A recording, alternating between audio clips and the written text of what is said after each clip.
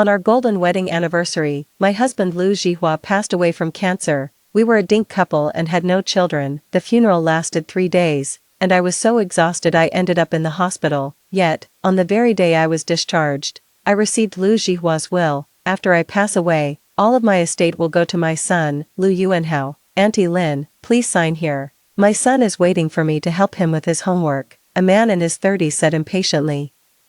He bore a striking resemblance to Lu Jihua. He said he was a test tube baby and never felt any father-son bond with Lu Jihua. He said he was raised single-handedly by his birth mother and is only here to claim the money he's entitled to by blood. Then what about me? And what about me? The one who cared for him for 50 years, who cleaned up after him when he was bedridden. So, what I was clinging to wasn't a marriage, but a lie. A sharp pain shot through my heart when I opened my eyes again. I had been reborn 50 years in the past, the hospital's premarital checkup center. Standing beside me was a young Lu Jihua, his expression unreadable. Miss Lin, here is your premarital health check report. Clutching the report, I was about to speak when Lu Jihua beat me to it. Let's break up. I froze. The flicker in his eyes, 50 years of marriage told me instantly, he had been reborn, too. Watching his retreating figure, I suddenly smiled. Thank you for not marrying me, in this life. I'm choosing a different path. Just like that, 30 years have passed. Today is my alma mater's centennial celebration. My husband, Jiang Qinhan, is attending the ceremony as a distinguished alumnus and will be giving a speech on stage. Old Jiang couldn't read the words on his speech draft, so he asked me to bring him his reading glasses. I never expected to run into Lu Jihua. He made an appearance with his wife, presenting himself as a successful man. The crowd swarmed around them. Isn't that Mr. Lu, the CEO of the listed company? You're here too. I owe everything to my alma mater's nurturing. His smile was brimming with confidence, and his wife beside him beamed with pride. I heard Mr. Lu recently donated 100 million to build a new laboratory building for the university. Exactly, look at that new building over there. It was even named after his wife. Such a loving couple, a true model for all of us. Everyone chimed in one after another, piling on the praise as if trying to reach the heavens. Lu Jihua basked in the flattery until the woman beside her noticed me. Isn't that Lin Wan? She said, deliberately raising her voice. Did you come alone? It was her, my former primary physician, Yan Dan. She was the one who diagnosed my infertility. She married Lu Jihua. I gave a polite smile and said, no, it's not that. I'm sorry, I spoke out of turn. Yan Dan suddenly cut me off, looking genuinely apologetic. After all, your condition is so unique. Everyone started looking at me strangely. Sick? What kind of sickness? I remember back in our school days, Lu Jihua and Lin Wan were an item. So what's the deal now? Lin Wan, that outfit of yours. Yan Dan gave my simple cotton dress a meaningful once-over. Did you just come from a cleaning job? It's the school anniversary. At least you could have worn something more presentable. Snickers rippled through the crowd around us. I looked down at my cotton dress and cloth shoes. They really weren't suitable for the occasion. I was at home reviewing case files when a phone call summoned me here. I left in such a hurry that I didn't even have time to change. Worried about delaying old Zhang's speech, I didn't want to get tangled up with them and decided to skirt around and keep moving. A figure stepped out and blocked my path. It's Lu Jihua. He looked at me, his eyes inscrutable. Lin Wan, it's been so many years. I never imagined you'd be in such a state. With a pitying expression, Lu Jihua pressed a business card into my hand. If you run into any trouble, just reach out to me. What on earth are you doing? Yan Dan shouted loudly. She snatched the business card from my hand, held it high in the air, and her gaze darted back and forth between Lu Jihua and me. Lin Wan, you're spurning the respect I'm trying to show you. How utterly shameless. At your age, you're still trying to flirt with men like some young girl. She shot me a venomous glare. Lu Jihua looked somewhat awkward and was about to speak, but I cut in first. You've got the wrong idea. I checked the time, growing impatient. Excuse me, I need to get through. I have things to do. Ha, who does she think she is? A classmate sneered at me. Lin Wan, don't be ungrateful. It's your good fortune that Manager Lu is willing to help you. How dare you refuse? You have things to do. What could you possibly have to do in a place like this? Applying to be the school janitor. The crowd burst into laughter, full of mockery and scorn directed at me. These people are insane, I thought, shaking my head. I couldn't be bothered to waste any more words on them. Clutching my reading glasses, I turned and walked away. but Lu Jihua stepped forward and grabbed my arm. Lin Wan, how about, you come work as a live-in maid for my family? You're diligent and good at taking care of people. You'd be perfect for managing the daily routines and meals for my whole household, young and old. I know you can't have children. Tell you what, you serve my family well, and when you're too old to work, I'll have my son take care of you until the end. I wrenched my hand from his grasp, staring at the man before me in disbelief. Mr. Liu, you should get your head examined. What you just said has truly plumbed new depths of my understanding. I sneered, and besides, who the hell is your son? What makes you think he's fit to be my caretaker? Remembering the final will from my past life, I felt nothing but disgust. How dare you insult my son? Yan Dan's face turned livid with rage. She took a step forward and slapped me across the face before I could react. My cheek burned with a stinging pain. For a renowned medical doctor, she was throwing a fit like a common fishwife. I looked at her coldly. I have a husband and a son. I don't need anyone else worrying about my retirement. You have a husband and a son. Yan Dan looked as if she had just heard the most ridiculous joke. She shook off my hand, her face full of scorn. Lin Wan, have you forgotten, when you were running all over the world getting tests done, I was the one who personally diagnosed you as infertile. You're telling me you have a husband and a child. Who are you trying to fool? A wave of murmurs swept through the crowd. No wonder Chairman Liu broke up with her and married Dr. Yan. Dr. Yan is a leading authority in reproductive medicine. The number of complex cases she's solved is countless. For Lin Wan to still be so stubborn is truly eye-opening. Exactly, Dr. Yan is a renowned expert in reproductive medicine with countless industry awards. Lin Wan really has some nerve, daring to say such things in front of Dr. Yan. I looked at Yan Dan with a perfectly calm expression. Do you know how many years you get for medical fraud? Yan Dan's expression froze for a split second, a flicker of panic flashing in his eyes. What fraud? Just as I suspected, in my past life, Yan Dan was my primary physician. From the initial diagnosis of infertility to finally giving up on treatment, I struggled for a full 3 years.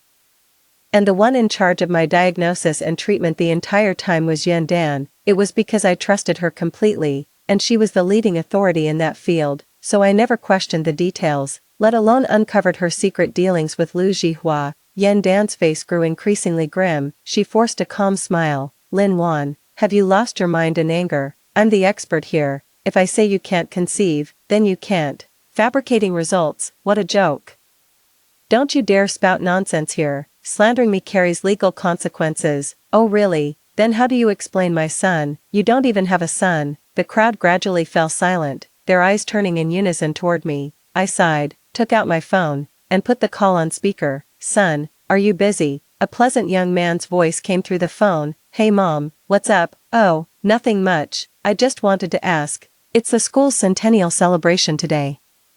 And your father will be giving a speech later. Are you coming? Of course I'm coming. I'm a specially invited guest of the school. You know, there was a familiar, faint hint of pride in his tone, and I couldn't help but smile. That boy of mine has been outstanding since he was little. Never gave me a moment's worry. I'm here to drop off some reading glasses for your dad. Perfect timing. I'll be there any minute. Where are you? I'll come find you right now. Alright, see you in a bit.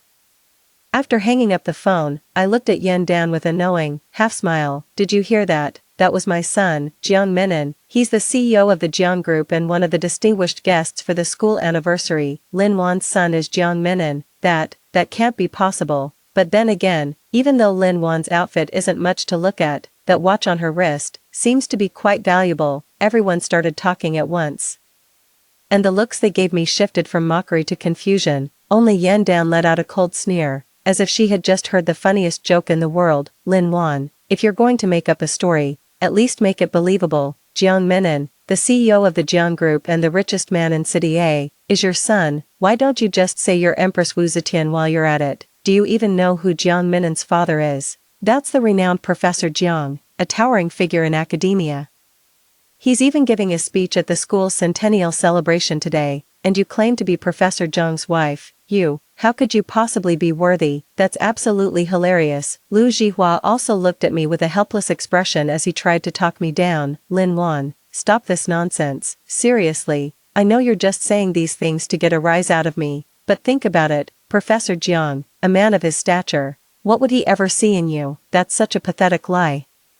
I know you're jealous of Yan Dan, but don't pick a fight with her, she's out of your league, you should just leave." As he spoke, he grabbed my hand and used his body to push through the crowd for me. I know he thinks I'm lying too. After all, I spent 50 years with him in our past life, both of us committed to being dinks. He was convinced I must be infertile, and because of that, the moment he was reborn into this life, he chose to abandon me. "Mom," a familiar voice called out.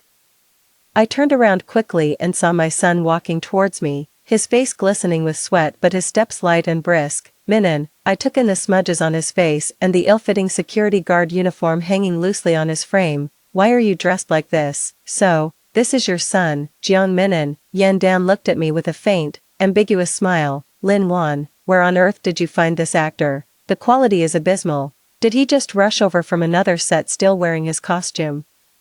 Didn't he bother to find out who he's supposed to be playing?" "Son, are you alright?" Ignoring Yandan, I grabbed Jiang Minan's hand and anxiously looked him up and down, terrified that something had happened to him. "Mom, I'm fine. I just rescued a child who fell into the water on my way here and got my clothes soaked. I didn't have time to go back and change, so I borrowed a set of clothes from a security guard and rushed over." He patted my hand and reassured me, "Don't worry. I've already asked my assistant to bring me a change of clothes. As long as you're okay." I breathed a sigh of relief. Jiang Minan had lost count of how many times she had stepped up like this, ever since she was a child. I was long used to it. Sensing the hostile stares from all around, Jiang Minan tightened her grip on my hand and shielded me behind her. "Mom, what's going on?" "It's nothing, just a bunch of bored people." I really didn't want to drag my son into this. And old Zhang's speech was about to start. We couldn't afford to waste any more time. "Come on, son, your father is waiting." With that, I took Jiang Minan by the hand and made to leave. Yandan wasn't about to let this golden opportunity to humiliate me slip away. She threw her arms out, blocking our path, and deliberately raised her voice. "Oh, trying to sneak off already, feeling guilty, are we? Lin Wan, don't take this the wrong way, but if you're going to hire an actor, at least get a decent one. This guy's acting is pathetic, dressed in a security guard uniform, face all grubby, the whole look just screams cheap, and you have the nerve to claim he's Jiang Minan. Give me a break." "Well, he's a perfect match for you. No wonder your mother and son." A wave of raucous laughter erupted around them. "Ugh, is Lin Wan out of her mind? Who does she think she is, picking a fight with Mrs. Liu? She really has no sense of her own place." "Exactly. And claiming her son is Jiang Minan, the richest man in City A. As if, couldn't she at least make up a believable story? If I were her, I'd stop all this nonsense and just settle down to serve the Liu family. They're even willing to have their own son take care of her in her old age and see her off when she passes. And what does she do? She won't even take the olive branch when it's offered. Talk about being ungrateful." Lu Jihua looked at me with a complicated expression and finally spoke after hearing this. "Lin Wan, I know I wronged you by not choosing you in this life, and I'm sorry for the hardship it caused you, but I never imagined you could be this stubborn, to the point of hiring someone to put on this little show for me." As he spoke, he pulled 200 yuan from his wallet and tossed it at Jiang Minan's feet. "Kid, take the money and get lost. Don't make a fool of yourself here." Jiang Minan's gaze turned icy as he gave Lu Jihua a cold, sweeping glance. "Mr. Liu, is it? If I'm not mistaken, the Liu Group just submitted a bid proposal, hoping to secure a major project from our Jiang subsidiary, correct?" Lu Jihua was taken aback by the question and began to reassess Jiang Minan. Despite wearing a loose-fitting security guard uniform, the young man carried an air of quiet authority. Could he really be Jiang Minan? It was all over the news recently. What's so strange about knowing that? Yandan chuckled behind her hand. "You don't actually think you're Jiang Minan, do you? Take a look at yourself." Jiang Minan gave a cold, disdainful laugh and continued, "Normally, I wouldn't bother with a small project like this, but as things stand, there's absolutely no need for us to work with the Liu Group anymore." With that, he took out his phone and made a call right in front of everyone. "Hello, Xiaosu, send the project process for the launch event to all our branch offices. Tell them to reject the Liu Group's proposal outright, and make sure it's clearly stated in all future Jiang Group external communications. We will never cooperate with the Liu Group." The onlookers fell silent for a moment, then erupted into even louder laughter. "Oh my god. I'm dying. This kid is really getting into character. Are all the extras this dedicated nowadays? What a waste he's not a full-time actor." "Lin Wan, your money's not well spent. This guy's acting is way too over the top. Lu Jihua shot a contemptuous glance at Jiang Minin, as if he'd just heard the biggest joke of the century. Kid, there's a limit to your tall tales. Who do you think you're fooling with this act? Yan Dan also scoffed. Exactly. The Jiang Group will never cooperate with our Lu Corporation. Does Chairman Jiang know you're out here spinning yarns? Seeing the ceremony was about to begin, I stopped Jiang Minin, who was still itching to argue with them. Son, take these reading glasses to your father first, then go change your clothes. I'll handle things here. But, Mom, be a good girl and go ahead, don't keep your father waiting. Though uneasy about leaving me alone, Jiang Minin obediently left. I knew Yan Dan was determined not to let me off easy today. But the ceremony was about to start. Once my husband, Jiang Qinhan, showed up, my identity would be proven beyond doubt. But there was another reason I sent Jiang Minin away. I didn't want my son to hear what I was about to say next. Mr. Lu, I don't know why you're so caught up in your own sentimental delusions, thinking you've wronged me, but let me tell you, I've had a good life. In fact, I should thank you for not marrying me. As for the past, sorry, but I've long since turned that page.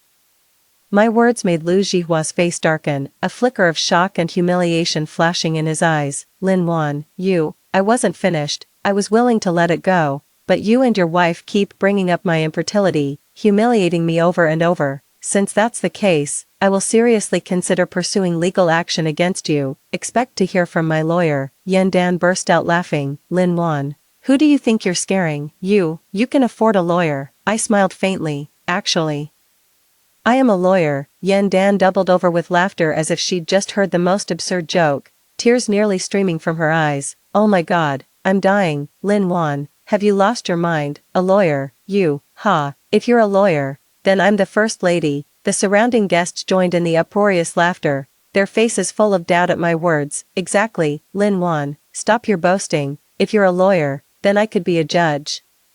Looks like she's read one too many novels and started picturing herself as the heroine, hasn't she? Yan Dan stopped laughing and asked with feigned curiosity, hey, I've heard that impersonating a celebrity's relative is a criminal offense, right? Lin Wan, tell me, how many years would someone get for pretending to be President Zhang's mother, or Professor Zhang's wife? Meeting her malicious gaze, I enunciated each word clearly. Instead of worrying about others, you should take a good, hard look at yourself and think about how many years you'd get for medical fraud and illegal surrogacy. The moment the words left my mouth, Yan Dan's face instantly drained of all color. She stared at me in disbelief, her eyes wide with terror and panic. The laughter around us died instantly. Everyone exchanged bewildered glances, unsure of what had just happened. What are you talking about? Yan Dan's voice trembled, her eyes darting around, unable to meet my gaze.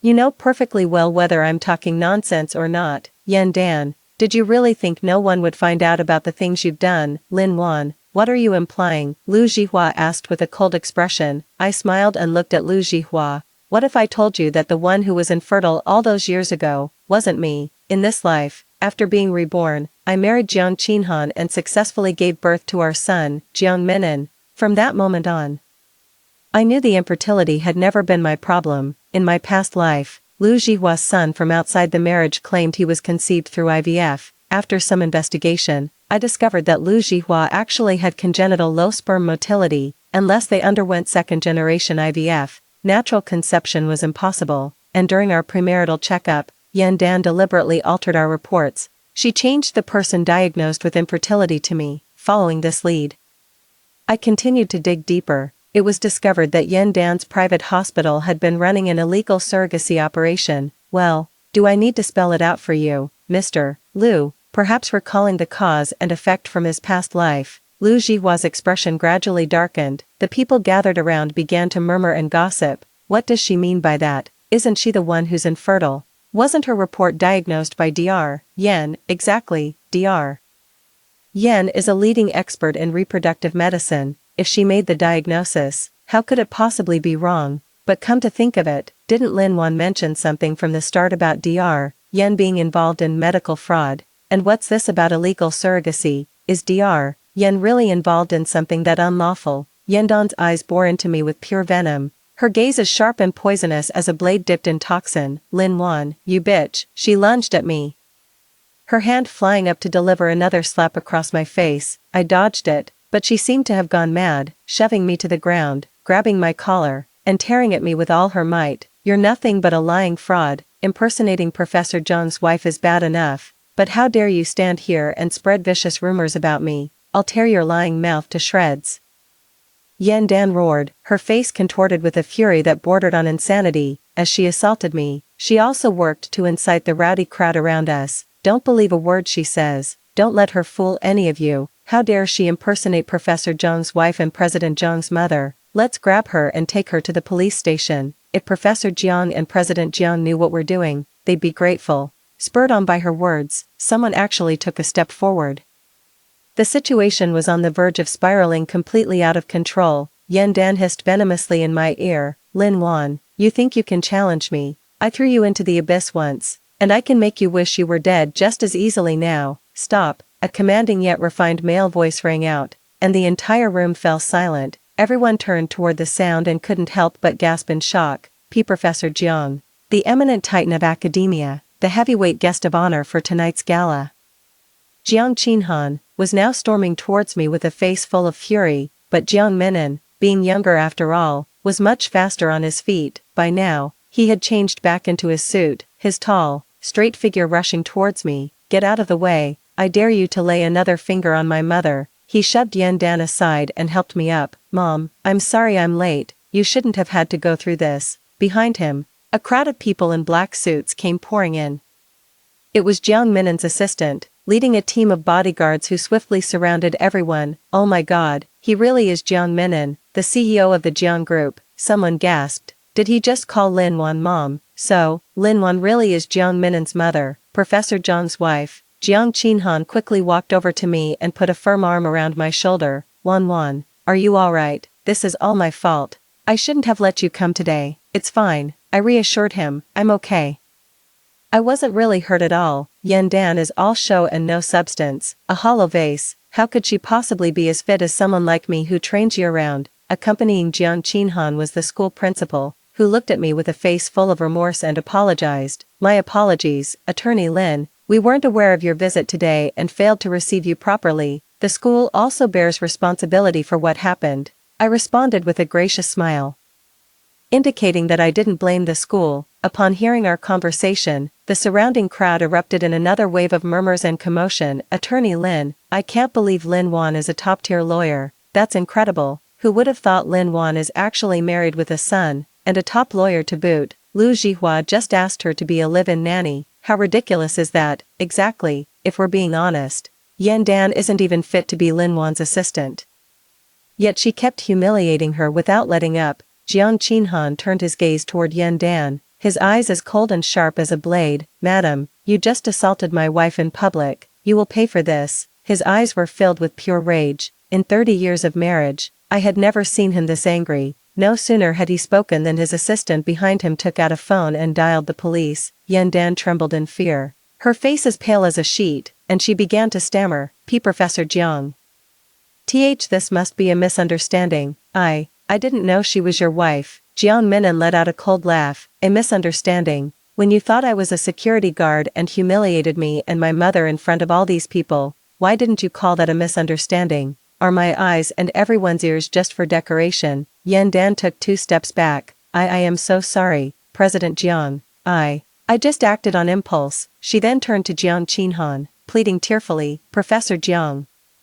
I'm sorry, I failed to recognize your esteemed status and offended your wife. I deserve to die. Please, spare me this once. I can compensate. I can apologize. I'm begging you. Don't call the police. Zhihua, say something for me, please. Yet Lu Zhihua just stared at me blankly, his eyes filled with utter disbelief. I know him all too well. He must have thought that after he left me, I was doomed to a life of loneliness and a miserable old age. Little did he expect that I would not only marry a man of great renown but also have an exceptionally outstanding son. Even in this life, I am far more powerful and accomplished than I was in my last. In his vacant eyes, I saw clear and unmistakable regret. A month later, Yan Dan was reported for illegal surrogacy and ended up behind bars. The private hospital she had painstakingly built was also shut down. In the news, the once bustling entrance of the hospital was sealed shut with bright red notices. This internationally renowned reproductive medicine expert is now infamous, convicted of assault, illegal surrogacy, and medical fraud. all past glory has vanished, replaced by cold prison bars and endless regret. Meanwhile, Liu Jihua's company is on the brink of bankruptcy, besieged by the Jiang conglomerate. The day he came to see me, it was pouring rain. I had just finished dealing with a few tricky cases, rubbed my tired eyes, and was about to get up for a short break. My assistant, however, informed me that someone was waiting for me at the door, and had been for quite some time. Looking down from my office window through the misty rain, the figure holding an umbrella at the main gate looked utterly forlorn. "How long has he been waiting?" I asked. "He's been here since this morning, pacing back and forth at the door. He hasn't even gone to eat." I let out a sigh. Ever since that incident at the school anniversary, Liu Jihua has called me countless times. I just don't answer them. He kept texting me from different numbers, so I blocked every single one. To my surprise, he actually found out where I work and showed up. I took Liu Jihua to a nearby coffee shop. The moment he sat down, he couldn't wait to speak. Wan, I was the one who reported Yandan's hospital for illegal surrogacy, and her son isn't even mine. She got what she deserved. Can you ever forgive me? I looked calmly at the disheveled man before me. Liu Jihua, once so full of vigor and ambition, now bore a face etched with hardship, his eyes brimming with remorse and supplication. Wan, I know I was wrong. In our past life, I wronged you. I deceived you for 50 years. You were so good to me, tirelessly caring for me right up to my final moment, and yet, I treated you that way. I was a monster. But I was deceived too. If Yandan hadn't altered that report, we would have had children and lived a happy life together. That's why I had her sent to prison. She deserved it. I know there must still be a place for me in your heart. Can we start over? I'll spend the rest of my life making it up to you. I promise I'll treat you right." His voice trembled, choked with emotion, as if he were about to fall to his knees before me at any second. I listened to his words in silence, my heart utterly unmoved. The passions and resentments of our past life are long settled. To me now, he is nothing more than a passing stranger. Liu Jihua, do you really think there's still a place for you in my heart? Don't flatter yourself. My voice was calm, yet laced with a cold, cutting edge. I truly did love you in my past life. For those 50 years we were dinks. I told myself over and over that it was real love, but in the end, that so-called love was nothing but an empty, hollow lie. In this life, I have a husband who adores me and a brilliant son. My life is full and happy. Your talk of making amends means nothing to me. As for your suggestion of a fresh start, that's even more laughable. From the very day we were reborn, any possibility between us ceased to exist. My tone was firm and unwavering. Liu Jihua's face instantly turned deathly pale, but he refused to give up. Wan, I know you're still angry with me, but you can't let my mistake make you doubt everything I feel for you. After 50 years of weathering life's storms together, can you truly say you feel nothing for me? Do you dare claim you have no lingering attachment at all? I already sent Yandan to prison for you. Why do you keep dwelling on the past? Can't we just start over? Yandan stood by Liu Jihua for 30 years, and he could just turn around and have her thrown in jail. A person like that is no different from who he was in his past life, just as heartless and ungrateful, quick to turn his back on those who helped him. I frowned at him. Liu Jihua, do I really need to spell it out for you? What we had is ancient history, a closed chapter. I'm not angry, I'm not nostalgic, and I certainly don't have any feelings for you anymore. Yandan absolutely got what she deserved. But what makes you think that just because she's been punished, you and I get to start over? Liu Jihua refused to believe it. His eyes reddened as he looked at me. Wan, I don't believe you feel nothing for me. We were together for 50 years. How can that not measure up to your 30 years with Jiang Qinhan? Or is it that you're still worried about Jiang Minnan? You're afraid that if she isn't my child, I'll treat you the same way I did in our past life, right? Wan, I won't. I truly know I was wrong. I felt deeply that I couldn't communicate with Liu Jihua. I simply couldn't be bothered to say another word and stood up to leave, but Liu Jihua grabbed my hand and wouldn't let go, babbling nonsense like a cornered animal. Wan, I don't believe you could fall in love with someone else. You only married Jiang Qinhan to spite me, didn't you? Jiang Qinhan is several years older than you. I know you don't like older men, so you have no real feelings for him at all, right? He grew more and more agitated as he spoke, even falling to his knees, weeping bitterly. Wan, I have nothing left in this life. You're all I have. Please, don't leave me. I'm begging you. Let's start over. I'm the one who's right for you. You and Jiang Qinhan will never be happy together. I had no choice but to call the police again. Jiang Qinhan came to the police station to pick me up, after hearing what happened. He was so furious he tried to hit Lu Jihua right then and there. I quickly stopped him and said, "Oh, Lao Jiang, really, you're not a young man anymore, and you're still so hot-headed." Jiang Qinhan fumed. "He's been harassing my wife." How could I not be furious, seeing him this angry? I couldn't help but think back to when I first met Jiang Qinhan. Back then, I had just started working at the law firm and was often working late into the night. On my way home from work, I was targeted by a few thugs. It was Jiang Qinhan who stepped in and saved me. Who would have thought that a sense of righteous courage could be hereditary? Jiang Minen's temperament is exactly like his father's. At Jiang Qinhan's insistence, the police demanded that Lu Jihua promise to stop harassing me. "Lu Jihua, I'm warning you, stay away from my wife. If you bother her again, you'll have me to deal with." I sighed helplessly, offering Lu Jihua one final piece of advice: let it go, for your own sake, and for mine. From now on, you go your way, and I'll go mine.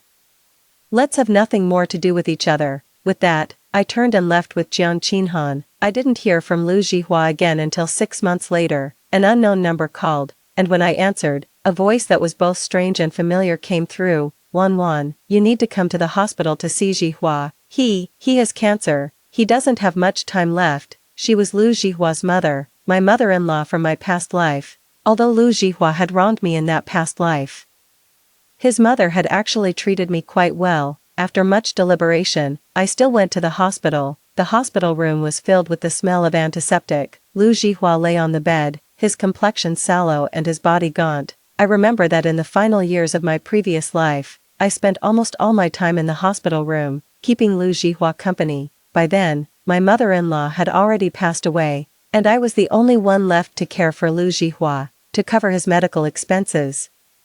I juggled multiple part-time jobs while also tending to him at the hospital. I was constantly exhausted, pushing myself to the point of breaking my own health. Yet, Lu Jihua kept it from me, secretly leaving the hidden inheritance to his son. "Wan, you're here." Lu Jihua's voice was hoarse and so weak it was almost inaudible. The man who was once so full of vigor and ambition was now ravaged by illness beyond recognition. When he saw me, a flicker of light passed through his clouded eyes. He struggled to lift his hand, but it fell back limply. His mother sat by the bed, her eyes rimmed red, and choked out the words, "Wan, Jihua, he's in the late stages of cancer," the doctor said, looking at Lu Jihua lying there on the hospital bed, hanging on by a thread. I was overcome with a tumult of emotions. In my past life, he didn't die of cancer until he was in his 70s. In this life, it's 20 years too soon. "Wan, Lu Jihua struggled to speak. "I know I've wronged you. I was the one at fault in our past life, and now I'm getting my just deserts, but I'm filled with so much regret. I regret not cherishing you properly in our last life, and I regret giving up on you in this one. Wan, if we could live our lives over one more time, would you still be with me?" He looked at me, his eyes brimming with hope. "No." I shook my head, mercilessly shattering his illusion. "No matter how many second chances we get, I could never be with you again. You've never changed, not in your last life, and not in this one. You always choose what's best for you. So even if there's a next time, I don't believe you'll ever be different." The light in Lu Jihua's eyes went out, his face ashen. I have one last request. Could you please, take care of me one last time, like you used to, for my final days? Let's break up." Swipping, I shook my head, still refusing him. "I can't go down that same road again. I'll hire a good caregiver for you. Consider it my final act of kindness." With that, I turned and left the hospital room. The last I heard of Lu Jihua was when his lawyer contacted me to read his will. His mother called to tell me that, on his deathbed, Lu Jihua had left his entire estate to me. I did not accept the inheritance and left it all to his mother. The moment I stepped out of the law firm, sunlight washed over my face, its warmth dispelling the last lingering chill in my heart. With this will, it felt as if a final period had been placed on the past. I had finally, completely, said goodbye to the turmoil of my former life. Not far away, Jiang Qinhan was waiting for me by the car, a gentle smile on his face. I walked over, and he naturally reached out to take my bag, asking in a low voice, "All settled?" I gave a slight nod and leaned my head against his shoulder. "Thank you, Qinhan. Having you in my life is truly wonderful." He gently wrapped his arm around my shoulder. "Silly, Being able to marry you is the greatest fortune of my life. A wave of warmth washed over my heart. In my past life, I wasted 50 years on the wrong person. In this life, I have a loving husband and an outstanding son. Peaceful and beautiful. This is what it truly means to be a winner in life. Story 2. Let's get divorced. Krushin stood at the door, his military uniform impeccably pressed, his expression as grave as if he were heading to the battlefield. I was mending his military socks when I heard those words, and the needle and thread in my hands came to a halt, not because I was shocked, but because I had long known this day would come. Reborn back in 1975, with memories from my past life. I knew exactly what he would say to me today. Why? I continued sewing the socks with my head down, my voice so calm it even scared me. Luna Sue, she needs a proper status. Krushin's voice tightened a bit. She's pregnant. The needle pricked my finger, and a drop of blood fell onto the white military sock, blooming into a red flower. In my past life, when I heard these words, I cried my heart out, kneeling on the ground and clinging to his leg, begging him not to leave. At that time, I didn't know it was all just a play orchestrated by him and Luna Sue. Luna Sue was never pregnant. She just wanted the status of an officer's wife to secure a transfer to work at a provincial hospital. And foolish me, I actually went through with the divorce and even gave them the house I got when we married. Less than half a year after the divorce, Luna Sue had a miscarriage and was smoothly transferred away, leaving Krushin alone to wallow in regret. By that time, I had already married someone else and refused to look back at him.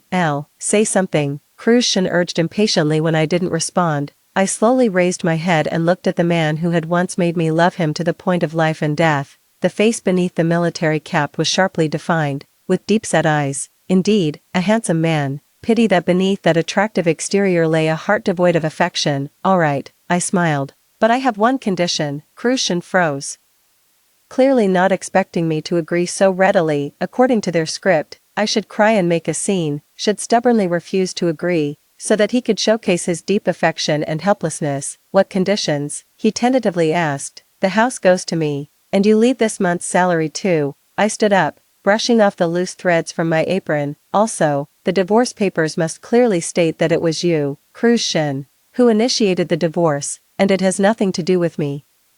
You. Krushin's expression changed. How could you do this? How about it? I tilted my head to look at him. You're the one who wants a divorce, not me forcing you. As a woman, I need a place to live, don't I? But Luna Sue is pregnant and needs a home more. Then go rent a place, I said, putting away the sewing basket, or she can stay with her parents. Krushin's face turned red with anger. Lynn, don't go too far. It's you who's being unreasonable, I sneered. Coming in the middle of the night demanding a divorce and expecting me to leave with nothing. Commander Shen, do you take me for a fool? Truth be told, in my past life, I was indeed a fool. For love, I gave up my teaching job in the county town and followed him to this remote military base. For 3 years of marriage, I took meticulous care of his daily needs and managed the social dynamics of the military compound flawlessly.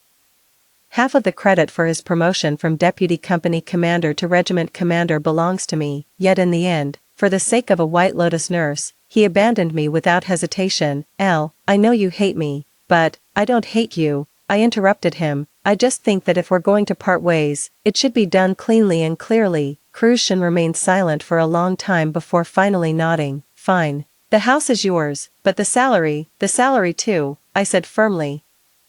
Think about it. You suddenly bring up divorce. As a woman, I'll need to find a new job. I'll need some living expenses, won't I? But Luna Sue and I have to live too. That's none of my business. I turned and walked toward the kitchen. You young, educated folks shouldn't have trouble supporting yourselves. In the kitchen, ginseng chicken soup was still simmering, a dish I'd prepared especially to nourish him. Now it seems more fitting to keep the soup for myself.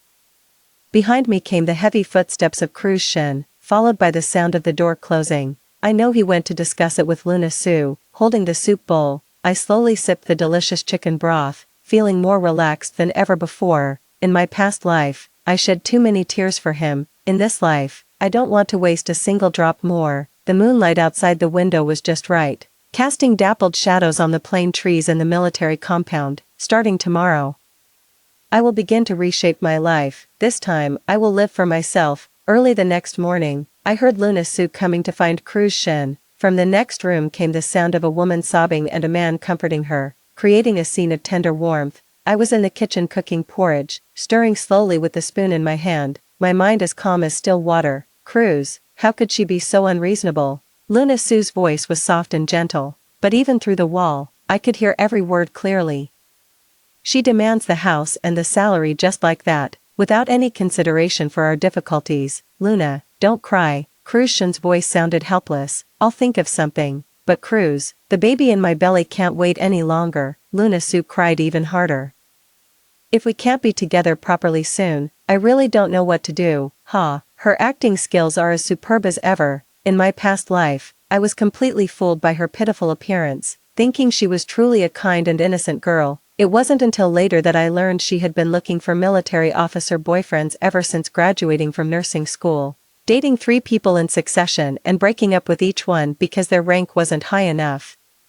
Cruz was her 4th target and also the highest ranking one. She put in a lot of effort to reel in this big fish. First, she deliberately arranged a chance encounter at the hospital, then took the initiative to care for Cruz when he fell ill, and finally climbed into his bed while I was away visiting my parents. The entire scheme was flawlessly calculated. The only unexpected thing was that Cruz was unwilling to abandon his lawful wife for her. So she had no choice but to fabricate a pregnancy lie to force him into divorce. Maybe I should go talk to Lynn, Luna Sue suddenly said. Perhaps if I apologize to her in person, she might soften a bit. No, Cruz's voice was urgent. Your current physical condition can't handle any stress. But Cruz, I carried the bowl of porridge out of the kitchen, deliberately making a lot of noise. The next room immediately fell silent. After a while, the sound of a door opening and footsteps could be heard. Clearly, Luna Sue had left. I slowly sipped the plain porridge, waiting for Cruz to come over and continue last night's conversation. Sure enough, he pushed the door open and came in within less than 10 minutes. Let's discuss this again. Cruz sat down at the table, looking somewhat haggard. The house isn't a problem, but the salary, could you ask for a little less? Why? I put down the bowl of porridge. Does Captain not earn much? No, it's just that Luna Sue needs proper nutrition now, and the medical expenses are quite high. Oh, I nodded. Then you should definitely pay me. What do you mean? Think about it. If I don't have living expenses, I'll have to report it to the organization, right? I smiled at him. When the political commissar asks, how will you explain it? By saying you refused to give your wife living expenses because of your mistress. Cruz's face instantly turned pale. The military places the utmost importance on conduct issues. If news were to spread that he abandoned his wife and child, forget about promotion, he wouldn't even be able to keep his current position as regiment commander. Don't be like this. His voice trembled slightly. Let's part on good terms and not make this too ugly. I'm not making a scene. I blinked innocently. You're the one who asked for a divorce. I'm just making some reasonable requests, but with demands like these, how can Luna Sue and I live? That's none of my business. I stood up and started clearing the dishes. Since you had the courage to be together, you should have the resolve to face the consequences. Cruz remained silent for a long time before finally gritting his teeth and saying, fine, I'll give you half of the salary. All of it, I insisted firmly. And it's for this month, not any future ones. Lynn. He finally couldn't hold back and slammed the table. Don't push your luck. It's you who keep pushing your luck, I said coldly, staring at him. Cruz, search your conscience. How have I treated you these past 3 years? He opened his mouth but couldn't utter a word. Over these 3 years, I've indeed been a flawless wife. I did the laundry, cooked meals, took care of daily needs, and even helped him navigate various social relationships. My reputation among the officers' families was impeccable. I have done nothing wrong to you. You were the one who betrayed our marriage first. My voice was calm, but each word cut like a knife. Now you want a divorce, and I agree, but it must be on my terms. If you don't agree, then we won't divorce. No divorce. Cruz was stunned. That's right, no divorce. I smiled. I'm in no hurry anyway. I have plenty of time to drag this out. As Luna Sue's belly grows day by day. Let's see who gets more desperate then. In truth, I knew perfectly well that Luna Sue wasn't pregnant at all. The reason they were in such a hurry to divorce was because there was a deadline. Luna Sue has already secured a job at a provincial hospital and must transfer there within 2 months as a military officer's family member, or the opportunity will be lost. So no matter what, they will agree to my terms. Sure enough, Cruise Shin's expression changed several times before he finally nodded and said, "Fine, it's all up to you." I felt secretly pleased, but on the surface, I maintained my calm demeanor. "Then let's go to the Civil Affairs Department tomorrow to complete the procedures." "Tomorrow? So soon? Of course it's urgent." I looked at him with a half-smile. "Didn't you say Luna Sue is pregnant? The sooner we marry, the sooner her reputation will be cleared." Cruise Shin had nothing to say and could only nod in agreement. Watching him walk away dejectedly, I felt particularly pleased. In my past life, I humbled myself for him for 3 years. In this life, it's his turn to pay the price for his choices. On the way to the Civil Affairs Department, Luna Sue also came along. She was wearing a light pink dress with a slender waist, not looking pregnant at all. However, people in 1975 had limited medical knowledge, and coupled with her superb acting skills, she managed to deceive them successfully. "Sister Lin," Luna Sue approached me on her own. Her eyes reddened. "I'm sorry, it's all my fault." "It is indeed your fault," I replied coolly, without any intention of being polite. She clearly didn't expect me to be so direct and paused for a moment before continuing. "I know you hate me, but Cruz and I truly love each other." "Oh," I nodded. "And then, I hope you can understand us. After all, feelings can't be forced." "I do understand," I smiled. "That's why I agreed to the divorce, isn't it?" Luna Sue was stunned again. All the arguments she had prepared were completely useless, according to her imagination. I should have cried and made a scene, should have fought with her for attention, and then she could have acted magnanimous and tolerant, winning more of Cruise Shin's affection. But my reaction completely caught her off guard. "Lin sister, you really don't hate me?" she tentatively asked. "Why would I hate you?" I glanced at her. "You're not someone important anyway." The impact of these words was devastating, and Luna Sue's face instantly turned red. She wanted to retort but couldn't find a suitable reason. "Though I am quite curious," I continued, "what made you fall for Cruise Shin? Just because he's the team leader?" "No," Luna Sue hurriedly denied. "I truly love him." "What do you love about him?" I asked with great interest. "His character. Or his looks?" Luna Sue opened her mouth but couldn't find the right words to respond, because the truth was, she didn't love Cruise Shin as a person, she only loved his position and future prospects. "We're truly in love," was all she could repeat. "If you truly love each other, then live your life well." I patted her on the shoulder. "But let me give you a piece of advice, you should be careful with Cruise Shin." "What do you mean?" "He could abandon me for you, and in the future, he could abandon you for someone else," I said meaningfully. "After all, it's easier to change the rivers and mountains than a person's nature." Luna Sue's expression changed. She clearly hadn't considered this possibility. "Sister Lin, don't try to drive a wedge between us." "Drive a wedge?" I blinked innocently. "I'm just stating the facts. If a man can betray his lawful wife, what makes you think you're special?" These words pierced Luna Sue's heart like needles, leaving her unable to retort. Because deep down, she actually shared the same fear. It was just something she usually refused to acknowledge. Cruise Shin walked ahead, not hearing our conversation, still secretly excited about the upcoming life of freedom. The clerk at the Civil Affairs office was a middle-aged woman. When she saw the three of us coming together to file for divorce, a gossipy expression appeared on her face. "Comrades, are you sure you want to divorce?" She looked at me, then at Cruise Shin.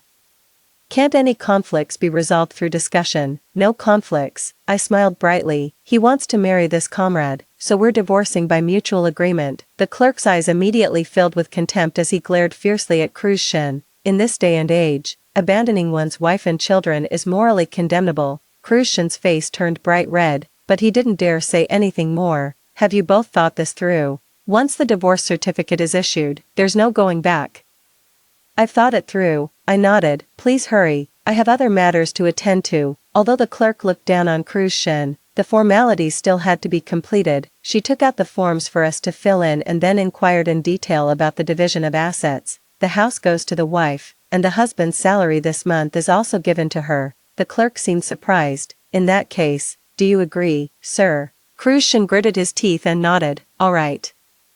Then we'll write it like this." The clerk recorded on the form, then looked up at Cruise Shin. "Comrade, I still have to advise you, family responsibilities are very important. Don't be so quick to abandon your wife who's shared your hardships." This made Cruise Shin even more embarrassed, and Luna Sue also felt extremely awkward. Only I was in a cheerful mood and even chatted with the clerk for a bit. "You're right, big sister. A man should have a sense of responsibility."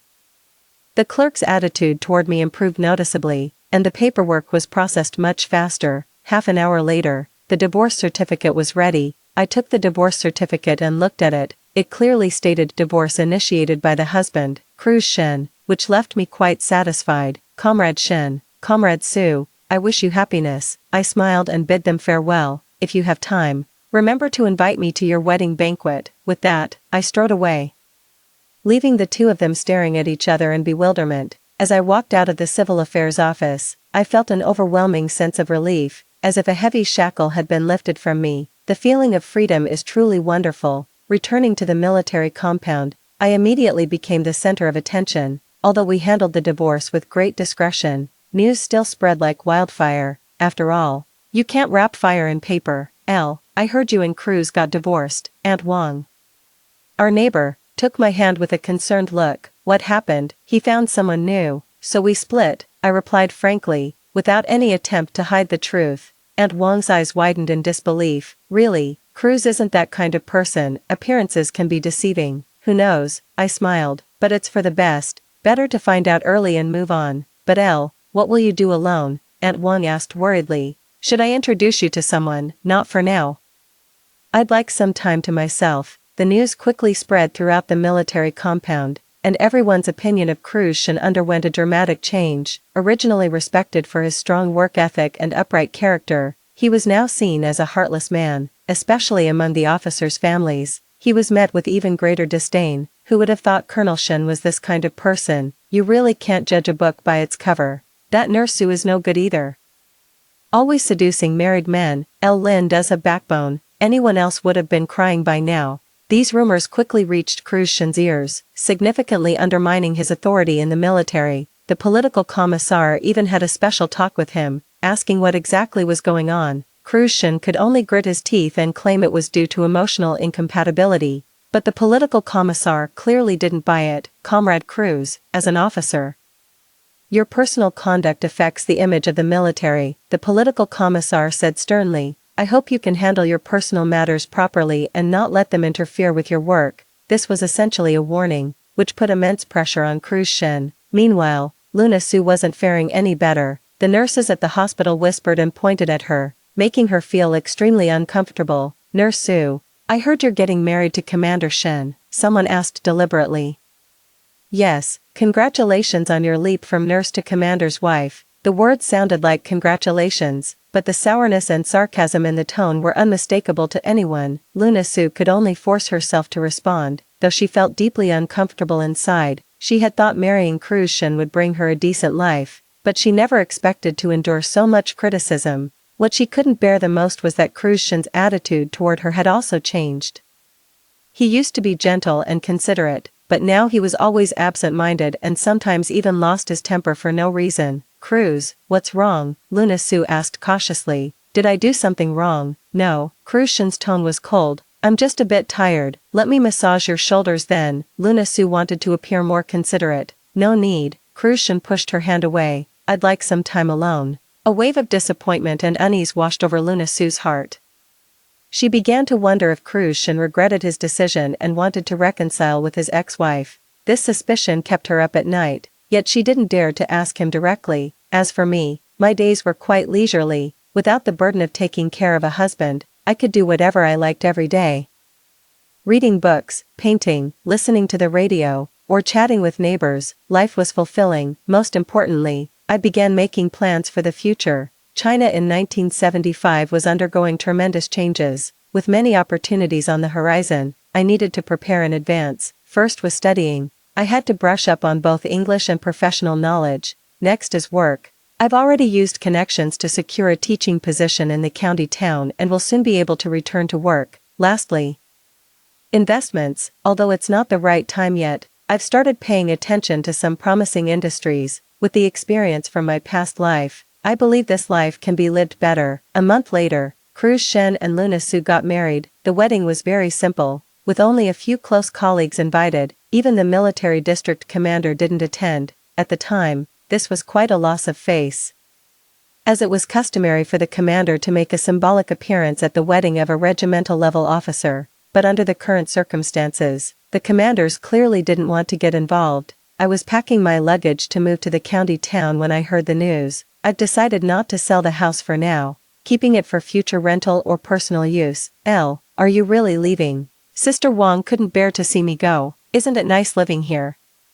It's easy to encounter awkward situations living here, I said with a smile. It's more comfortable back in the county town. That's true. After all, it's hard to avoid running into people you know. Sister Wang nodded. But if things don't work out for you outside, you can always come back anytime. Thank you, Sister Wang. I'll remember that. After packing my belongings, I hired a carriage to transport my things. Just as I was about to leave, Crucian appeared.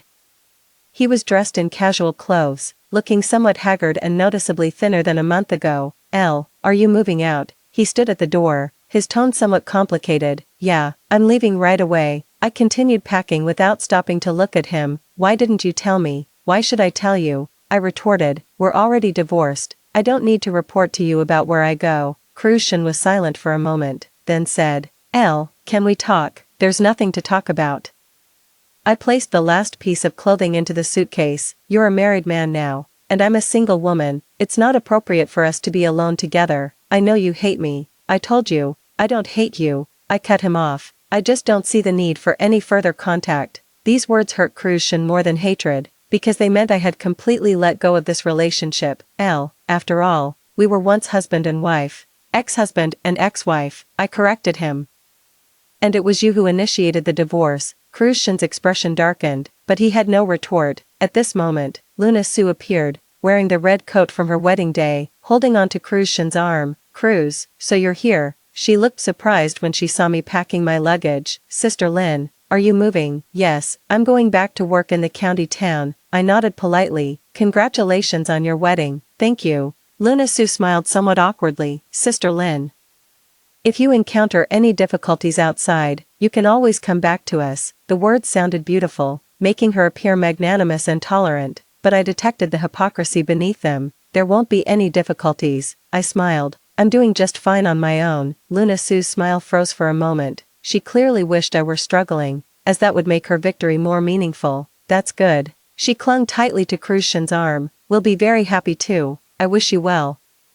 I said sincerely, and indeed, I did wish them well, for I knew their good days would not last long. Luna Sue would soon reveal her true colors, and Crucian would pay the price for his choice. The coachman urged me that it was time to leave. I picked up the last box and prepared to go. Crucian suddenly called out to me. Take care. I turned back to look at him and noticed a complex emotion in his eyes. You too. I nodded, then resolutely walked toward the carriage. From behind came Luna Sue's voice. Cruz, let's go home. I didn't look back because it was no longer my home. The carriage slowly left the military compound, and as I watched the familiar buildings fade into the distance, I felt no trace of nostalgia. A new life was about to begin, and I was filled with anticipation for the future. I had already secured a teaching position in the county town, allowing me to stand at the podium once again and do what I love. Moreover, with the experience from my past life, I know what will happen next and can prepare in advance. In this life, I want to live brilliantly and freely. After returning to the county town, I quickly adapted to the new life. The principal of County No. 1 High School is an old friend of my father's, who understands my situation well and is also very sympathetic. You've been wronged. The principal patted my shoulder. But it's for the best. Now you can focus on teaching. Thank you for your concern, Principal, I said sincerely. Don't mention it. We all know your capabilities. You were the best teacher in our school back then. Walking back into the classroom and seeing the eager students before me, I felt an unprecedented sense of fulfillment. This is what I truly enjoy doing. I teach high school English, and in this era where foreign language teachers are scarce, my skills are considered quite good. The students really enjoy my classes because I don't just teach textbook knowledge. I also share some extracurricular content. Teacher, why is your English so good? A student once asked curiously. I believe English will be very useful in the future. I replied with a smile. Study hard now, and it will definitely come in handy for you later. The students at that time probably couldn't imagine that just a few years later, English would become a compulsory subject in the college entrance exams and would grow extremely important after the reform and opening up. But I knew, which is why I placed special emphasis on teaching English. Besides teaching, I also began learning some new skills, for example, financial knowledge, because I knew there would be many investment opportunities in the future, for example, legal knowledge, as it is crucial in the business world. I also started paying attention to international affairs and economic trends. Although information channels were limited, I tried my best to gather all the materials I could find. My colleagues found it strange. Why would a female teacher be interested in such things? Why are you studying these things? Teacher Lee from the same office asked. Women should still care about family and children. I don't have a family or children right now, I replied with a smile. I need to find something to do. Then you should hurry up and find someone to marry and have children. That's the real priority, no rush. When the time is right, it will happen naturally. I'm actually very clear in my heart that I don't plan to get married again in the short term. My past experiences have given me a different perspective on marriage, and I'd rather focus on building my career first. Moreover, with my current standards, most men simply don't meet my expectations. After experiencing Krushin's betrayal, my requirements for men have become very high. They must not only be capable but also have strong character. Such people are hard to come by, and I would rather stay single than settle for less. Life went on peacefully like this until 3 months later, when I received unexpected news. Luna Su had a miscarriage. The news was conveyed to me in a letter from Sister Wang, who described the incident in detail in her letter.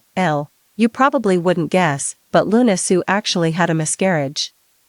That day she was crying her heart out in the hospital, and Krushin was frantic with worry, but strangely, some people at the hospital said she was never pregnant in the first place. This whole thing has caused quite a stir. Reading this, I couldn't help but laugh. Luna Su has finally been exposed, and even earlier than I expected. In our past life, she miscarried only after being married for half a year. This time, it happened 3 months ahead of schedule. Perhaps it was because my attitude was too calm, making her uneasy, so she was eager to rid herself of this lie, but what she didn't expect was that exposing the lie now would only make her more passive. Sure enough, in the subsequent letter, Sister Wang wrote, now everyone is talking about this matter. Some say Luna Su has been lying from the start, and Krushin was deceived. Others say she was indeed pregnant but miscarried due to being too weak. Anyway, rumors are spreading wildly in the military district, and Krushin can't even show his face anymore. I can imagine how Krushin must be feeling now. He must have started doubting Luna Su. If Luna Su wasn't really pregnant, then he was deceived. He abandoned his wife for a lie. This kind of blow is devastating for any man, especially for someone as proud as Krushin. A month later, I received another letter from Sister Wang. This time, the news was even more shocking.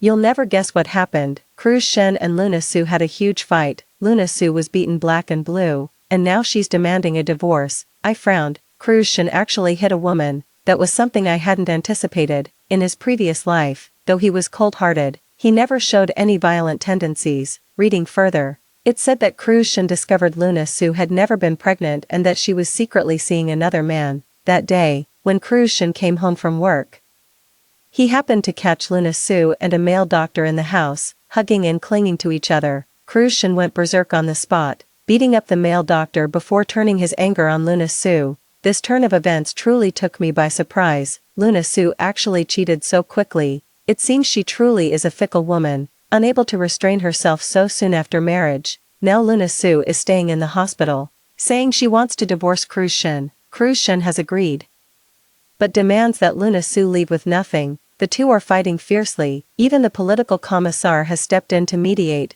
Everyone says it's retribution. What they did to you is now being done to them. After reading the letter, I let out a long sigh. Truthfully, I don't take pleasure in Krushin's misfortune, because this outcome benefits no one. If he had cherished our marriage back then, he wouldn't have come to this. But this also proves a truth. What goes around comes around. Krushin left me for Luna Su, and now Luna Su has left him for someone else. This is karma. Another week passed, and I received an unexpected phone call. It was from Krushin. It's me, came his hoarse voice over the phone. What's the matter? I asked calmly. I want to see you. There are some things I need to say to you. I don't think it's necessary. Please. His voice sounded exhausted. Just one meeting. I promise I won't bother you. I hesitated for a moment, but eventually agreed.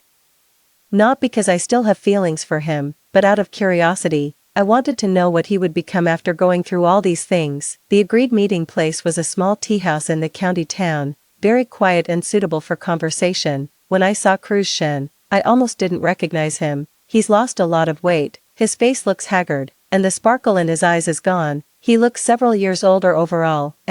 Thank you for agreeing to see me. He stood up to pull out the chair, but I waved him off and sat down myself. Go ahead, what is it? I want to apologize to you. His voice was soft. I'm sorry. What's the point of saying this now? I picked up the teacup. It's all in the past, I know, but I had to say it. There was pain in Crucian's eyes. Only now do I realize what I've lost. What you lost was just a free nanny, I said coldly. Now you have a new one, nothing to regret. No. Crucian became agitated. You're not just a nanny, you're my wife. The best woman in the world. It's a pity you realized it too late. I set down the teacup. And I'm not a good woman either. A good woman is someone like Luna Sue. At the mention of Luna Sue, Crucian's expression darkened. She deceived me, he said through gritted teeth. She lied to me from start to finish. So what? I looked at him. What do you want to say? I want to say I was wrong. Crucian's voice trembled. If I could do it over, I would never choose to leave you. But there are no ifs. I stood up. Crucian, let the past stay in the past. You have your path, and I have mine. From now on, we go our separate ways. Please give me another chance. Crucian also stood up, trying to grab my hand. I quickly stepped back. Impossible. Why? We can start over. Because I don't love you anymore. I looked at him calmly. Crucian, do you know what it means when water is spilled? Some things, once lost, can never be recovered. These words pierced Crucian's heart like a knife, and his face instantly turned deathly pale. But we had such wonderful memories. Those memories were destroyed by your own hands. I picked up my bag to leave. Crucian, you're on your own now. He shouted loudly behind me. I didn't look back and walked straight out of the tea house. The sun is shining brightly outside, yet my mood is complicated. Seeing Crucian in his current state doesn't bring me the satisfaction I imagined. Instead, there's a faint sense of sorrow. If he had been a little more rational back then, if he could have resisted temptation, our ending might have been completely different. But there are no ifs in this world. What's missed is missed. After returning from the tea house, I put the matter out of my mind. Crucian's pain and regret had nothing to do with me. I had my own life to live. 1976 was a special year, with many significant events about to unfold, and I needed to prepare for them. First, regarding work, my performance at school was becoming increasingly outstanding. Not only did the students like me, but the leadership also held me in high regard. Your teaching methods are very innovative. The principal praised me during a meeting. We should promote your experience. Thank you, principal. I will continue to work hard. Actually, my teaching methods aren't really innovative. They're just applications of some experiences from my past life. For example, scenario-based teaching and interactive learning were already well-established methods in my time, but in 1976, these were indeed considered novelties, in addition to teaching. I also started a part-time job at the county's night school, teaching English to adults. Those students were all ambitious young people with dreams, and their enthusiasm for learning deeply moved me. Teacher, I heard English will be very important in the future. Is that true? One student asked me. It's true, I affirmed. The more you learn now, the more useful it will be in the future. In truth, I knew that in just 2 years, English would become an extremely sought-after skill. Those who persist in learning now will reap great benefits in the future. As life gradually returned to normal, I began to consider some long-term plans, for example, saving money, because I know there will soon be investment opportunities. For example, networking. I've started consciously building relationships with people who have potential, and for education, I'm preparing for self-study exams to improve my academic qualifications, just as I was focusing on my career. Another unexpected piece of news arrived. Luna Sue actually found her way to the county town, wanting to see me. Teacher Lynn, there's a woman named Luna Sue looking for you outside. The school security guard came to inform me. I was somewhat surprised. What could Luna Sue want with me? When I reached the school gate, I saw a haggard-looking woman. She was wearing an old coat, with faint scars on her face, looking quite down and out. Is this the once glamorous Nurse Sue, Sister Lynn? Luna Sue burst into tears upon seeing me. I've finally found you. What do you want from me? I kept my distance, speaking in a calm tone. I want to apologize to you. Luna Sue wept bitterly. It's all my fault. I harmed you and also harmed Cruz. What's done is done. There's no need to apologize. No, I must say it. Luna Sue wiped her tears. Only now do I realize that Cruz has always loved you in his heart. I wasn't interested in this, but still asked, so what? I beg you to go back to him. Luna Sue suddenly knelt down. Please save him. I was startled and quickly helped her up. What are you doing? Let's talk properly. Cruz is in great pain now, drinking heavily every day, and it's affecting his work. Luna Sue grabbed my hand. Only you can save him. It has nothing to do with me. I pulled my hand free from hers. His suffering is of his own making. But Sister Lynn, after all, you shared 3 years of marital love. That 3-year bond ended the moment he asked for a divorce. I cut her off. Luna Sue, don't dwell on this matter anymore. But I truly feel guilty. If it weren't for me, you wouldn't have gotten divorced. If it weren't you, it would have been someone else, I said calmly. A man who truly loves his wife wouldn't be so easily tempted away. Luna Sue was left speechless by my words. Moreover, I continued, are you really coming to me for Cruz's sake, or just to ease your own guilt? This made Luna Sue flush with anger and embarrassment, but she had no retort, because I hit the nail on the head about what she was thinking. She really came to me just to ease her guilt, not because she genuinely cared about Cruz. Anyway, let's just leave it at that, I said, preparing to leave. I won't get involved in your affairs anymore. Sister Lynn, Luna Sue called out from behind, do you really not love him at all anymore? I stopped in my tracks and glanced back at her. Luna Sue, love isn't something you can have when you want it and discard when you don't, I said calmly. When one person completely breaks another's heart, love dies and never comes back to life. With that, I walked into the school, leaving Luna Sue standing alone at the gate. I knew she wouldn't give up easily, but my stance was already clear. Let bygones be bygones. I won't look back. After Luna Sue left, I thought the matter was over. But unexpectedly, Cruz appeared again, this time. He didn't ask to meet me but came directly to the school. Teacher Lynn, there's an officer outside looking for you, the guard announced once more. I frowned and walked to the window to take a look outside. Sure enough, it was Cruz, standing at the school gate in his military uniform, drawing a crowd of onlookers. I didn't want to cause too much of a scene at school, so I had no choice but to go out and meet him. What are you doing here? My tone was far from friendly. Let's talk. There was a pleading look in Cruz's eyes. We've already talked. There's nothing left to say. Please, just one last time. Seeing the growing crowd of onlookers, I had no choice but to nod in agreement. We walked to a small park nearby and found a quiet spot to sit down. Luna Sue came to see you, didn't she? Cruz was the first to speak. Yes, I nodded. She asked me to come back to you. I didn't ask her to go to you. Cruz quickly explained. She took it upon herself. I know. I gazed at the distant trees. But it doesn't matter. I know I hurt you. But, Cruz, I cut him off. What exactly are you trying to say? I want to say, let's start over. He turned to face me. I promise I'll never make the same mistake again. What makes you so sure? I retorted. Can you guarantee you won't meet a woman more beautiful than Luna Sue in the future? Can you promise you'll never be tempted again? Cruz opened his mouth but couldn't speak.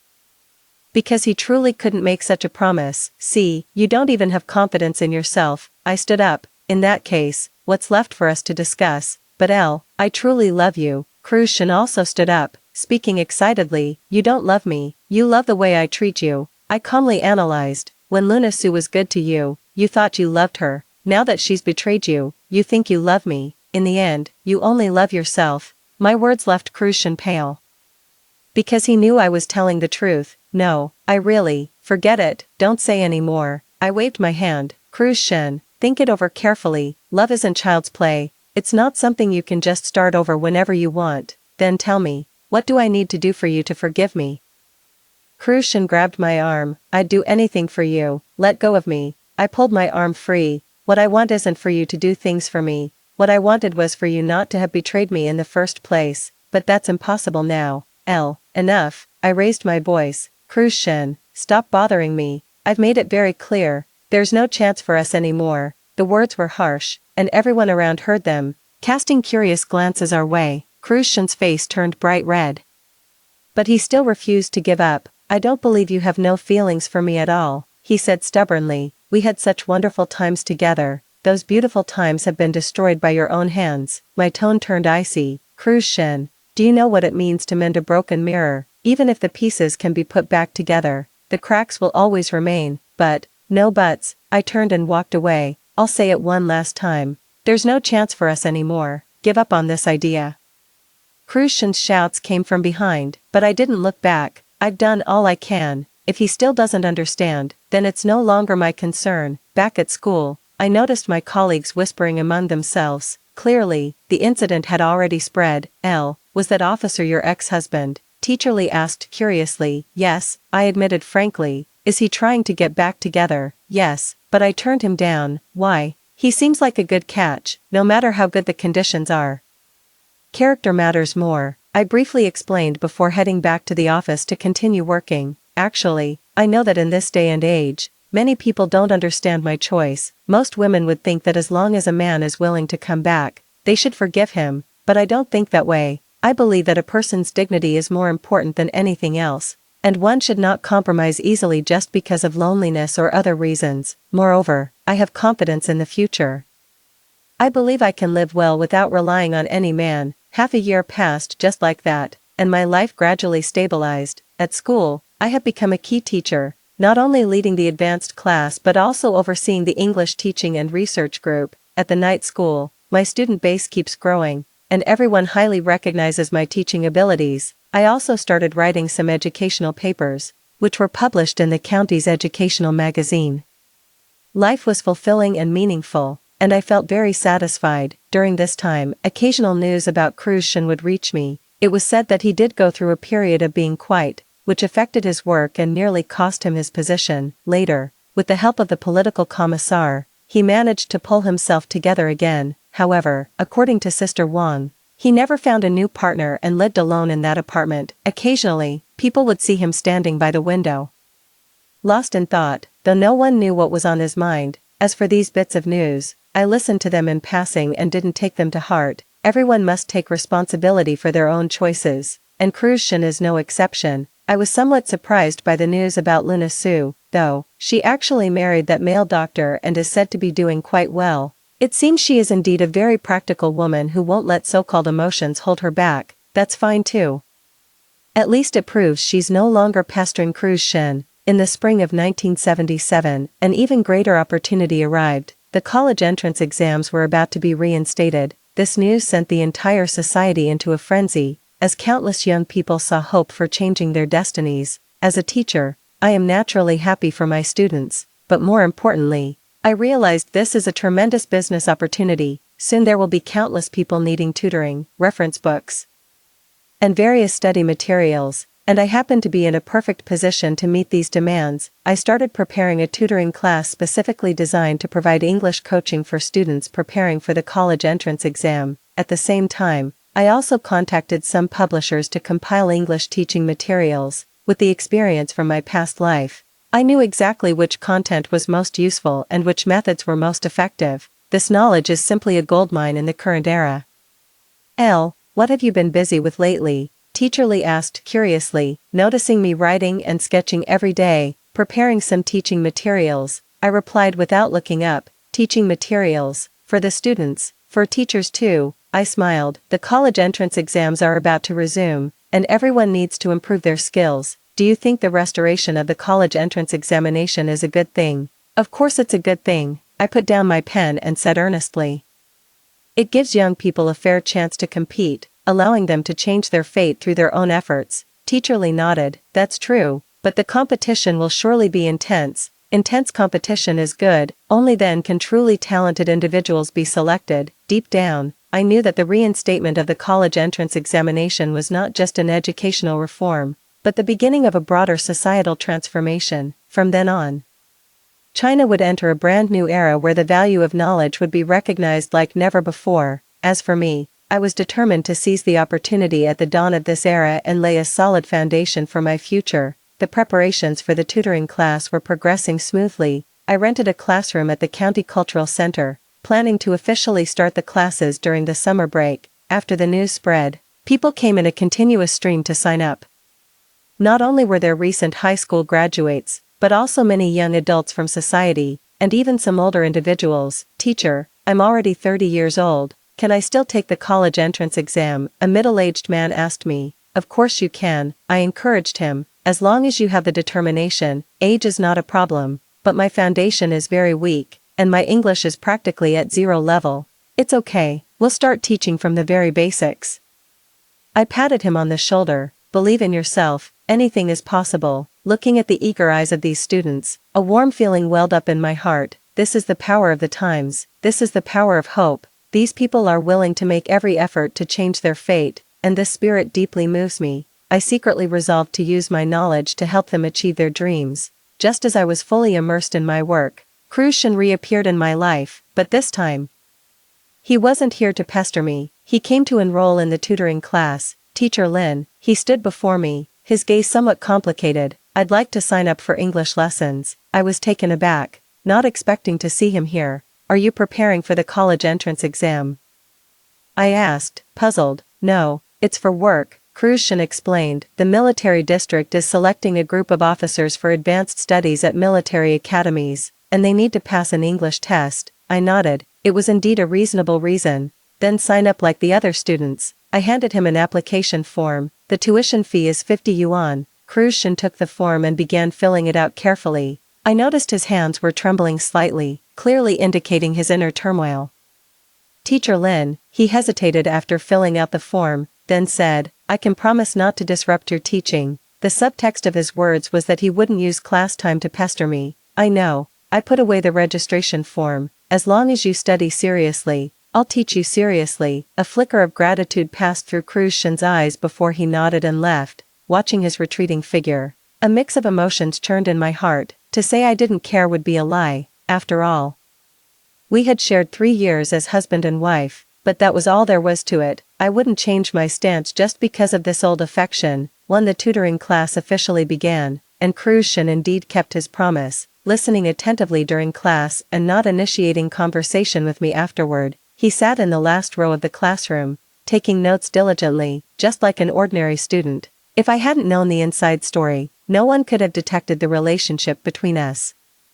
This situation lasted for a month until an unexpected incident occurred one day. That day, while I was explaining grammar, a student suddenly stood up and asked a question. Teacher, are you married? This question caught me off guard, as it was unrelated to the study material. Why do you ask? I countered. Because I think someone is outstanding, as you must have many admirers, the student said somewhat shyly. I just wanted to know more about you. The classroom instantly fell silent. With everyone looking at me, I noticed Krushin's body visibly stiffen, his eyes fixed intently on me. My personal circumstances have nothing to do with academics, I said calmly. Let's focus on the lesson. But teacher, if you're not married yet, I'd like to pursue you, the student mustered the courage to say. As soon as these words were spoken, a wave of good-natured laughter rippled through the classroom. I glanced at the student, a young man in his 20s with a rather refined appearance. A technician from a factory in the county, Xiaozhang. I'm several years older than you, I said with a smile. I don't care about age, Xiaozhang replied earnestly. I think you're the most captivating woman I've ever met. The words were spoken so sincerely that I was somewhat moved, but I also noticed that Krushin's face had turned very grim, his hands clenched tightly into fists. Thank you for your kindness, I replied politely. But I'm currently focused on my career and haven't considered personal matters for the time being. What about later? Xiaozhang persisted, unwilling to give up. We'll talk about the future later. I ended the topic. Now let's continue with the class. After class, Xiaozhang came to me again, saying he wanted to treat me to a meal. I was about to refuse when Krushin suddenly walked over. Comrade Xiaozhang, Professor Lin is very busy, don't disturb her. His tone was somewhat cold and firm. Xiaozhang looked at Krushin strangely. Comrade, what does this have to do with you? Krushin opened his mouth, wanting to say something but then swallowed his words. Because he truly had no right to stop others from pursuing me. It's nothing, I was just making a suggestion, he finally said. Xiaozhang was even more confused, but didn't ask further questions. He extended the invitation to me again, and I politely declined once more. Watching Xiaozhang walk away disappointed, Krushin's expression finally softened a bit. He tried to speak to me. Comrade Shen, any questions about the study material? I deliberately adopted a businesslike tone. Krushin gritted his teeth. No, then I'll take my leave. I gathered the teaching materials and left the classroom. Behind me came the heavy sigh of Krushin. I know he's in pain, but it's not my fault. If he had cherished our relationship back then, he wouldn't be in such a passive position now. For the next few days, Xiaozhang came to pick me up after work every day. although I declined his invitations each time. He remained very patient. "Professor Lin, I understand you don't know me well yet," he said sincerely. "I can wait until you're willing to give me a chance." This kind of persistence moved me a little, but it also troubled me somewhat, because I really have no intention of dating, at least not in the short term. And every time Cruz Shen saw Xiaozhang coming to pick me up, his expression turned very unpleasant. Once, he even spaced out in class. When I called on him to answer a question, he didn't hear me at all. "Comrade Cruz Shen," I raised my voice to call him. He jolted awake, hurriedly standing up. "Teacher, what did you say?" Light laughter rippled through the classroom. Everyone felt this comrade officer was acting unusually today. I asked what the tense of this sentence is. I repeated the question. Cruz Shen looked at the sentence on the blackboard, stammering and unable to give an answer. "Sit down, and come to my office after class," I said somewhat angrily. After class, Cruz Shen came to my temporarily set up office. "What's wrong with you today?" I questioned. "You weren't paying attention in class and disrupted the other students' learning." "Sorry." Cruz Shen lowered his head. "I've been a bit upset lately." "Being upset shouldn't affect your studies," I said sternly. "If you can't focus in class, don't come." "No, I will focus," Cruz Shen said urgently. "Please give me another chance." Seeing his pleading expression, my heart softened a little. "All right, but this is the last time," I warned him. "If anything like this happens again, I won't be so lenient." "Thank you for your mercy," Cruz Shen said gratefully. He turned to leave but stopped and asked, Professor Lin, may I ask you a question?" "What question? Do you really not hate me at all anymore?" This question left me stunned. Hate. I thought about it carefully and realized there really isn't any hate left. Time is the best remedy. Even the deepest wounds will slowly heal. "I don't hate anymore," I answered truthfully, "but I don't love either." This statement pained Cruz Shen more than hatred, because hatred at least indicated there were still feelings, whereas not loving meant complete estrangement. "I understand," he said in a low voice. "Thank you for your honesty." With that, he left, his figure looking very lonely. As I watched his departing figure, a wave of complex emotions welled up in my heart. Perhaps this is better for everyone. At least we can be honest with each other. The tutoring business is thriving.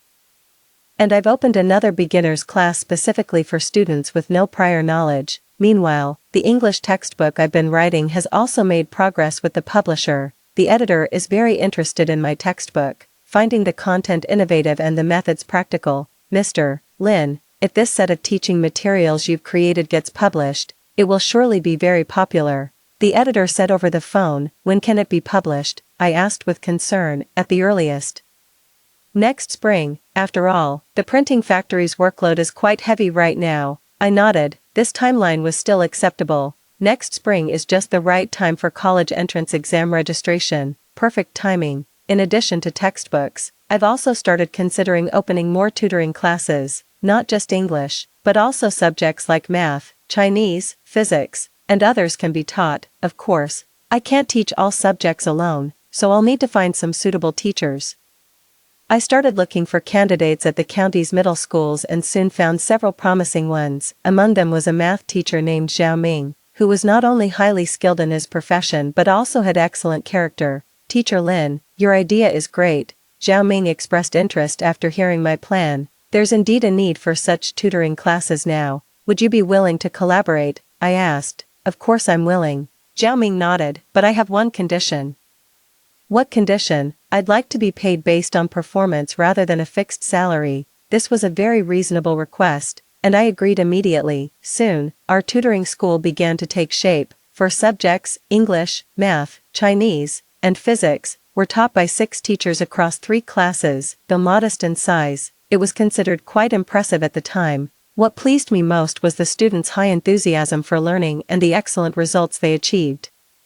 80% of the first batch of students who took the college entrance exam were admitted to universities. This achievement caused a sensation in the county, and our tutoring school gained great fame as a result. "Teacher Lin, you're truly amazing," exclaimed a student who was admitted to a teacher's college excitedly. "Without your help, I would never have been able to get into university. This is the result of your own hard work." I replied modestly. "I merely provided some guidance." "No, your method is truly effective," another student also said. "We all want to thank you." Seeing the excitement of these young people filled my heart with a sense of accomplishment. This feeling of helping others change their destiny is more satisfying than anything else. However, success has also brought some unexpected problems. For example, the emergence of competitors. Other people in the county also started running tutoring classes, and some even deliberately slandered us.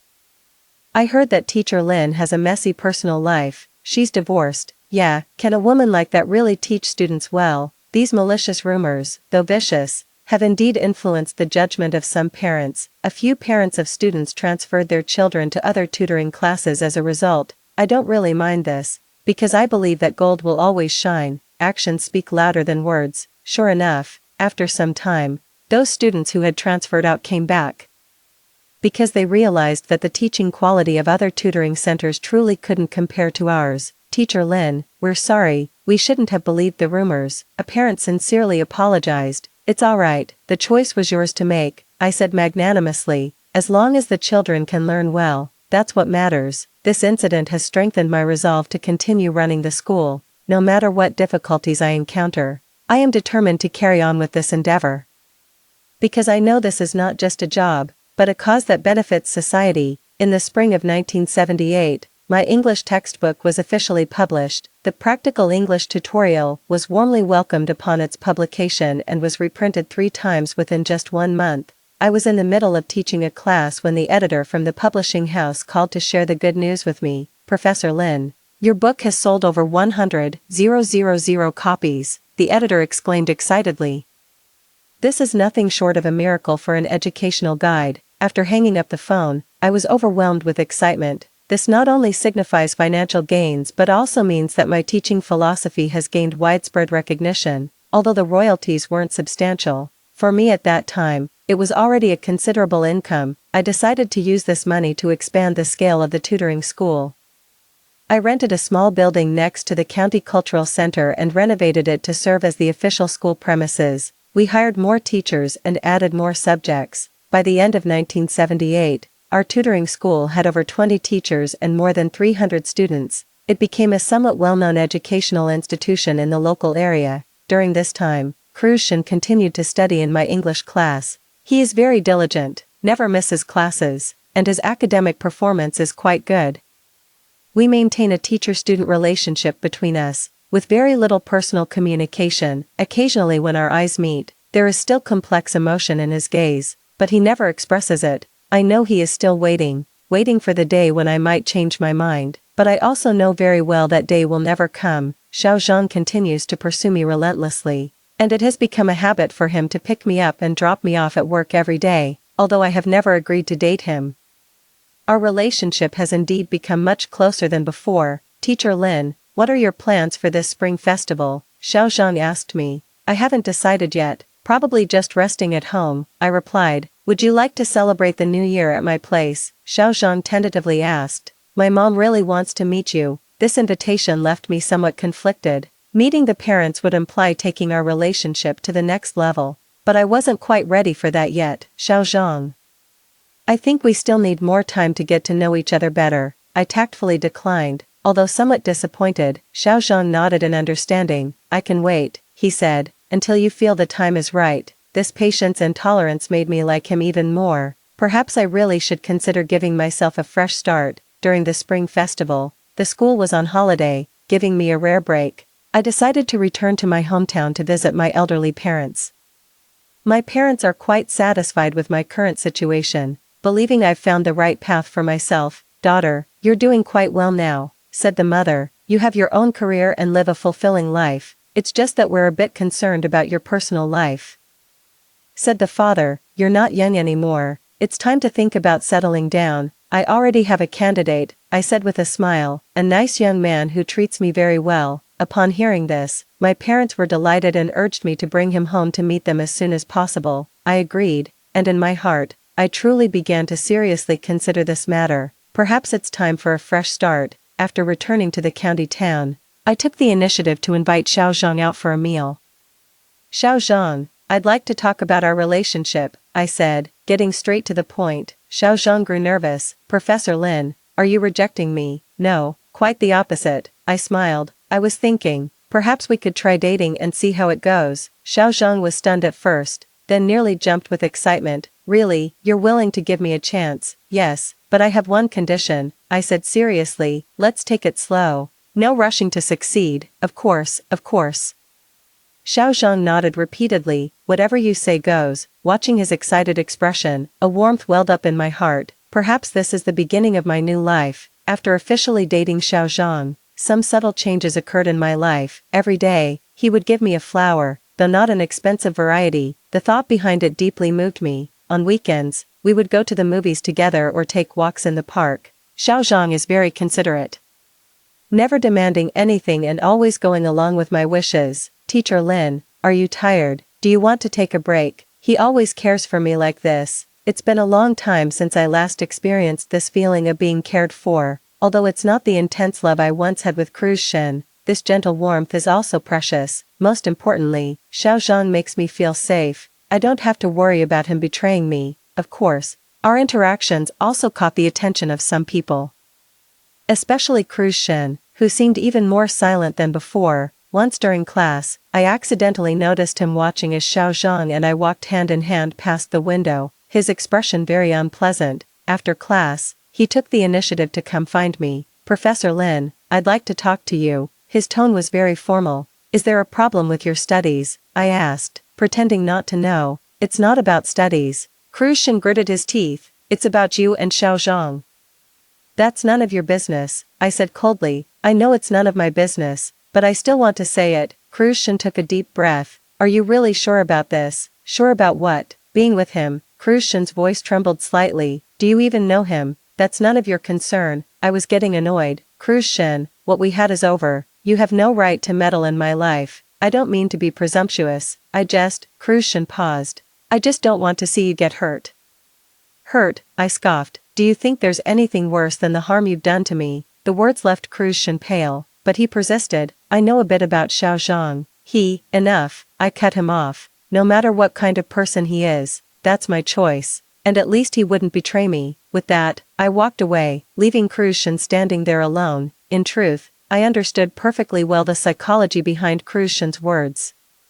He wasn't genuinely concerned about Xiao Zhang's character. He was simply jealous, unwilling to see me with someone else, but none of that mattered anymore. My life didn't need his guidance. A few days later, something unexpected happened to me. Xiao Zhang suddenly proposed to me. Teacher Lin, we've been dating for a while now, and I think we're very compatible, he said earnestly. Would you marry me? The proposal came so suddenly that I was completely unprepared. Xiao Zhang, we haven't known each other long enough. I tried to delay, but I'm already certain. I love you and want to be with you for the rest of my life. Xiao Zhang's attitude was firm. Besides, you're not getting any younger. The longer we wait, the harder it will be. His words made me somewhat uncomfortable, but I still patiently explained. Matters of the heart shouldn't be rushed. We need more time to understand each other. How much more time do you need? Xiao Zhang asked.